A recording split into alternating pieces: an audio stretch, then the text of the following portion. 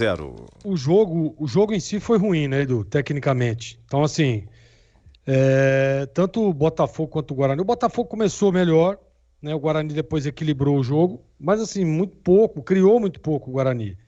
Eu acho que pode ter sido um erro da estratégia, pode ser, né? Porque às vezes você vem com uma estratégia diferente, tentando surpreender o seu adversário, que faz a leitura e automaticamente muda o jeito de jogar, muda o posicionamento, que acaba ocasionando o que nós vimos hoje, né? Um jogo tecnicamente ruim, com poucas alternativas, com poucas chances de gol, jogo fraco tecnicamente.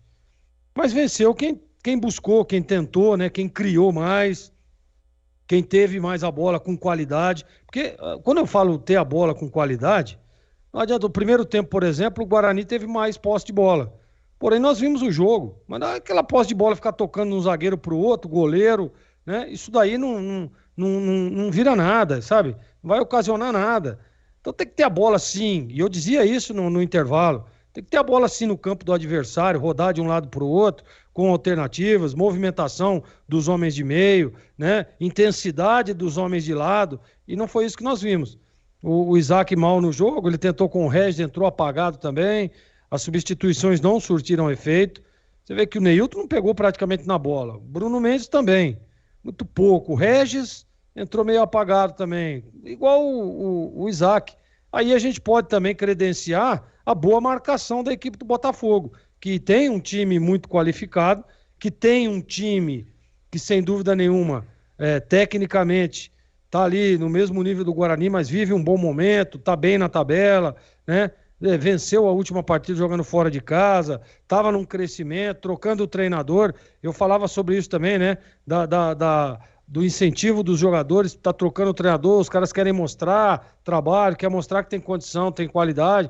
Então isso daí foi uma série de fatores que ocasionaram, sem dúvida nenhuma, um resultado positivo, mereceu o Botafogo, mas o Guarani demonstrou aí alguns erros, né, que nós tínhamos detectado com a chegada do Humberto não teria mais, porém aconteceu novamente. Alguns erros de passe, erros de transição, erros de posicionamento. Você vê que saíram os dois volantes, o Guarani teve problema no setor.